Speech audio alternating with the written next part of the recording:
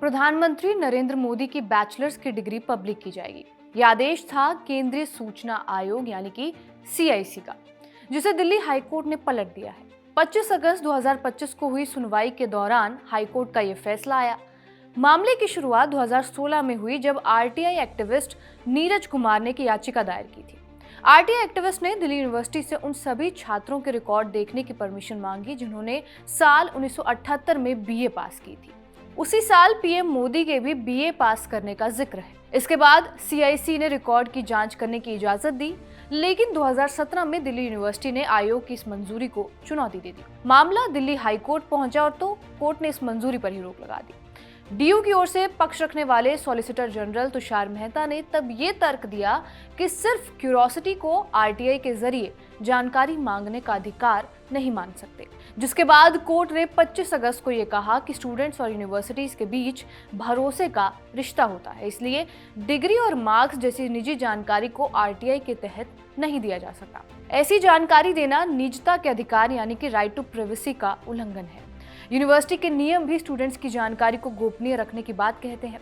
Court के इस फैसले के बाद PM मोदी की डिग्री पब्लिक करने का फैसला रद्द कर दिया गया, जिस पर खूब राजनीति हो रही है, बयानबाजी हो रही है, सवाल जवाब हो रहे हैं। लेकिन इस पूरे प्रकरण के बाद एक और सवाल जो लोगों के मन में आया है वो ये है कि प्राइवेसी है क्या, कहां तक है और कितनी है।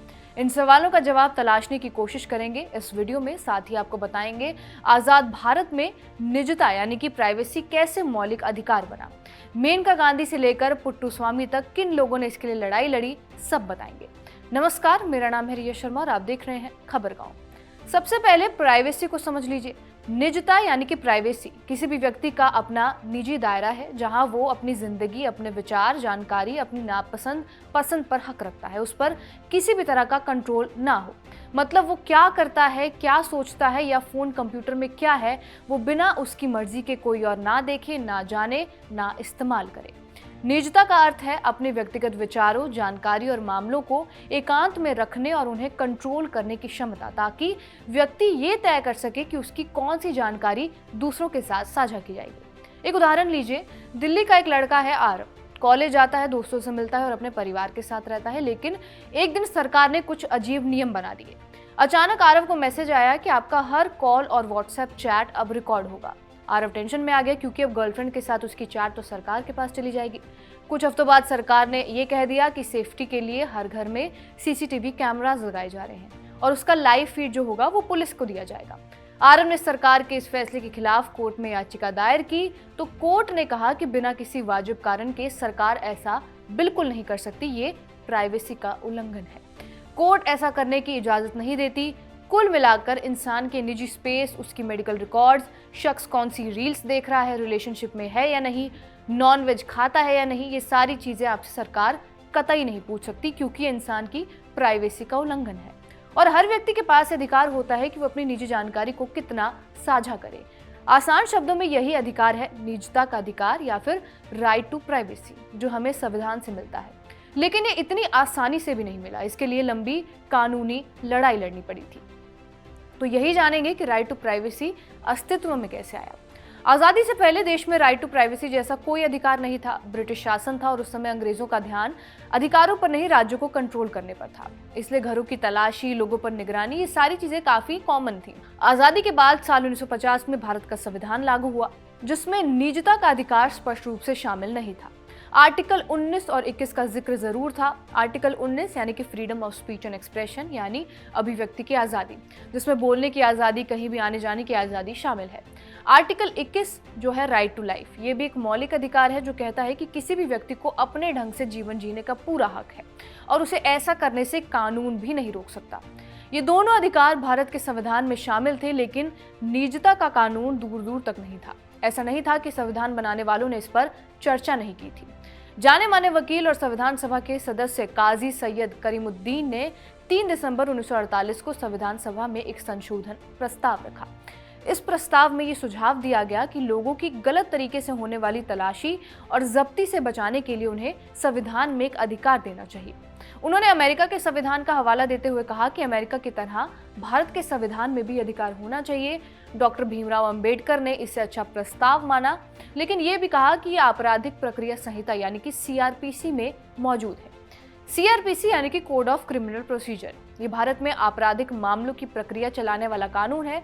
जैसे आईपीसी हमें ये बताता था कि किस अपराध में कितनी सजा होगी, वैसे ही सीआरपीसी बताती थी कि कानूनी कार्यवाही कैसे चलेगी, मामले कैसे दर्ज होंगे, मुकदमा कैसे चलेगा, सजा या बरी होने का फैसला कैसा होगा।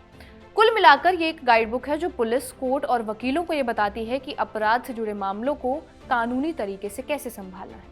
अंबेडकर ने इसी कानून का जिक्र करते हुए कहा कि ये सारी चीजें इसी कानून के अंदर है, इसी वजह से संविधान में ये संशोधन स्वीकार नहीं हुआ और प्राइवेसी का अधिकार भी शामिल नहीं हो पाया। आज़ादी के बाद ऐसे केसेस आए जिसने जुडिशरी को ये सोचने पर मजबूर कर दिया कि प्राइवेसी का अधिकार भी संविधान में होना चाहिए। क्या थे वो केसेस, आपको एक एक करके बताते हैं। पहला मामला है साल 1954 का। हुआ यूं कि एमपी शर्मा और बाकी कुछ लोग दालमिया ग्रुप नाम की कंपनी चलाते थे। इस कंपनी पर धोखाधड़ी करने का आरोप था। साल 1953 में दिल्ली पुलिस ने इस मामले की जांच के लिए कंपनी के दफ्तरों और लोगों के घरों में तलाशी ली और कई डॉक्यूमेंट जब्त किए। ये तलाशी क्रिमिनल प्रोसीजर कोड सीआरपीसी की धारा 94 के तहत हुई थी, जो पुलिस को वारंट के साथ तलाशी लेने की परमिशन देता है। लेकिन मुद्दा ये नहीं था। एमपी शर्मा ने यह तर्क दिया कि इस तलाशी के दौरान उनके पर्सनल डॉक्यूमेंट्स भी देखे गए जो उनकी प्राइवेसी का उल्लंघन है। मामला सुप्रीम कोर्ट तक पहुंचा। 8 जजों की बेंच बिठाई गई। कोर्ट ने संविधान को ही दोहराया और कहा कि निजता का अधिकार भारत के संविधान में मौलिक अधिकार के रूप में शामिल ही नहीं है। कोर्ट ने यह भी कहा कि तलाशी और जब्ती अगर सीआरपीसी के नियमों के मुताबिक है तो ये कानूनी है और इससे प्राइवेसी का उल्लंघन नहीं माना जाएगा। नतीजा ये हुआ कि कोर्ट ने पुलिस की तलाशी और जब्ती को सही ठहराया और कहा ये कि संविधान का ये उल्लंघन नहीं है। ये पहला केस था जिसमें राइट टू प्राइवेसी के बारे में बात हुई। अगला केस आया 1962 में। ये केस था खड़क Singh versus state of Uttar Pradesh. खड़क सिंह की कहानी कुछ ऐसी थी कि साल 1941 में उन पर डकैती का इल्जाम लगा। पुलिस ने उन्हें पकड़ा, लेकिन सबूत न मिलने पर उन्हें रिहा कर दिया गया। इसके बाद पुलिस ने खड़क के नाम पर एक हिस्ट्री शीट खोल दी, जिसके तहत उत्तर प्रदेश पुलिस के नियमों ने खड़क सिंह को निगरानी में रखने की परमिशन दे डाली। इन नियमों में पुलिस को उनके घर पर अचानक दौरे करने, उनकी हर गतिविधि पर नजर रखने और यहाँ तक कि उनके दोस्तों रिश्तेदारों की जांच करने की भी ताकत मिली। खड़क सिंह को ये सब पसंद नहीं आया, इसलिए उन्होंने सुप्रीम कोर्ट का दरवाजा खटखटाया। उनका कहना था कि ये नियम उनके जीवन के अधिकार और आजादी को छीन रहे हैं। सुप्रीम कोर्ट में 6 जजों की बेंच ने इस मामले को सुना।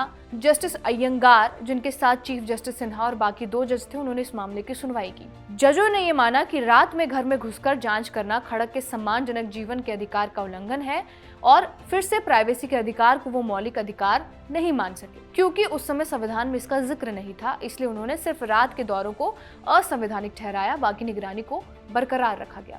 लेकिन जस्टिस सूबा राव और जस्टिस शाह, जो बाकी के 2 जज थे, उनकी राय कुछ अलग थी। जस्टिस सूबा राव ने कहा कि ये पूरा नियम ही गलत है। निगरानी, छिपकर जासूसी, हर कदम पर नजर, ये सब इंसान की आजादी और प्राइवेसी को कुचलता है। उनके लिए गोपनीयता अनुच्छेद 21 का हिस्सा थी, भले ही संविधान में इसका नाम ना लिखा हो। इसलिए वो चाहते थे कि ये पूरा नियम ही खत्म हो जाए। आखिर में कोर्ट ने एकमत ये फैसला सुनाया कि रात के दौरे असंवैधानिक है। खड़क सिंह को राहत मिली, लेकिन जस्टिस सूबा राव की बात ने गोपनीयता के अधिकार की नींव रखी। आगे चलकर इसी नींव पर राइट टू प्राइवेसी की इमारत बुलंद हुई। इसमें महत्वपूर्ण भूमिका निभाई 1978 में आए सुप्रीम कोर्ट के एक जजमेंट ने। हुआ ये था कि 1977 में दिल्ली के रीजनल पासपोर्ट ऑफिसर ने एक महिला पत्रकार को नोटिस भेजा। कहा ये कि सार्वजनिक हित में आपका पासपोर्ट जब्त करने का फैसला किया गया। वजह पूछने पर कहा गया कि वजह बताना जरूरी नहीं है। पत्रकार ने इसे अपनी आजादी और जीवन जीने के अधिकार का हनन बताया और सुप्रीम कोर्ट में याचिका दायर की। इस पत्रकार का नाम था मेनका गांधी, इंदिरा गांधी की बहू और संजय गांधी की पत्नी, जो बाद में खुद केंद्रीय मंत्री भी बनी। सुनवाई के दौरान सरकार ने यह तर्क दिया कि पासपोर्ट जब्त करना राष्ट्रीय सुरक्षा के लिए जरूरी था। सुप्रीम कोर्ट की 7 जजों की बेंच बैठी। 25 जनवरी 1978 को फैसला सुनाया गया। कोर्ट ने कहा कि आर्टिकल 21 बहुत फैला हुआ है और इसमें विदेश यात्रा का अधिकार शामिल है। कोई भी व्यक्ति को इस आजादी से वंचित नहीं किया जा सकता जब तक कि कानून द्वारा कोई प्रक्रिया न अपनाई जाए। कोर्ट ने कहा कि आर्टिकल 14, 19 और 21 एक दूसरे से जुड़े हुए हैं और इन्हें अलग अलग नहीं देखा जा सकता। कोई कानून जो इनमें से किसी एक को प्रभावित करता है, उसे तीनों की कसौटी पर परखा जाना चाहिए। अगर कोई प्रक्रिया मनमानी है तो वो असंवैधानिक है। कोर्ट ने पासपोर्ट वापस करने का आदेश दिया। ये ऐतिहासिक फैसला था। कानूनी भाषा में इसे लैंडमार्क जजमेंट कहा जाता है। Maneka Gandhi versus union of India भी दीवार में एक ईंट जैसा था, लेकिन असली केस साल 2012 में आया, जिसने राइट टू प्राइवेसी को मौलिक अधिकार बनाया। इसे राइट टू प्राइवेसी केस भी कहा जाता है। 2012 में ये शुरू हुआ जब रिटायर्ड जज जस्टिस के.एस. पुट्टास्वामी ने आधार योजना के खिलाफ सुप्रीम कोर्ट में याचिका दायर की। आधार वही 12 नंबर की यूनिक आईडी वाला कार्ड जो आप जेब में लेकर घूमते रहते हैं। ये हर भारतीय को दिया जाता है, लेकिन इसमें बायोमेट्रिक डेटा जैसे कि आपकी उंगलियों के निशान, आंखों की स्कैनिंग और पर्सनल जानकारी शामिल होती है। पुट्टास्वामी को लगा कि ये योजना लोगों की प्राइवेसी का उल्लंघन करती है। पुट्टास्वामी 90 साल के थे जब उन्होंने ये याचिका दायर की। उनका मानना यह था कि आधार बनाने के लिए लोगों का बायोमेट्रिक डेटा लेना गलत है, क्योंकि ये डेटा लीक हो सकता है या फिर गलत तरीके से इस्तेमाल हो सकता है। ये लोगों की निजी जिंदगी में घुसपैठ की तरह है, लेकिन सरकार का कहना था कि ये फ्रॉड रोकने और वेलफेयर पहुंचाने के लिए जरूरी है। पुट्टास्वामी का दावा था कि आधार अनिवार्य बनाना संविधान के अनुच्छेद 14 यानी कि समानता के अधिकार, आर्टिकल 19 और आर्टिकल 21 यानी कि जीने की आज़ादी का उल्लंघन करता है, खासकर प्राइवेसी के अधिकार को जो अनुच्छेद 21 का हिस्सा है। बहस के दौरान सरकारी वकीलों ने तर्क दिया कि हो सकता है आधार लोगों की प्राइवेसी में दखल देता हो, लेकिन क्या निजता का अधिकार मौलिक अधिकार है? क्योंकि ना तो सुप्रीम कोर्ट ने कभी इस पर कुछ कहा और ना ही संविधान पे इस पर कुछ लिखा गया। बहस बढ़ी और फिर आधार मामले की सुनवाई कर रहे 3 जजों ने इस मामले को संवैधानिक पीठ यानी कि कॉन्स्टिट्यूशनल बेंच के हवाले कर दिया।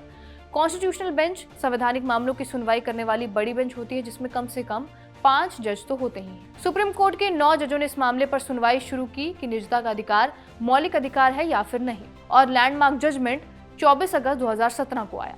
इस जजमेंट में 9 जज शामिल थे, जिन्होंने सर्वसम्मति से कहा कि राइट टू प्राइवेसी प्रत्येक नागरिक का मौलिक अधिकार है। सुप्रीम कोर्ट ने कहा राइट टू प्राइवेसी संविधान के आर्टिकल 21 के तहत दिए गए जीने के अधिकार और व्यक्तिगत आजादी का हिस्सा है।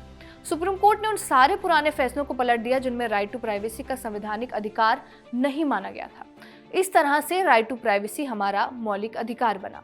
तो ये था राइट टू प्राइवेसी के मौलिक अधिकार बनने की कहानी। आपको ये वीडियो कैसा लगा हमें कमेंट करके जरूर बताएं। कैमरे के पीछे अयान, आप देखते रहिए खबरगांव।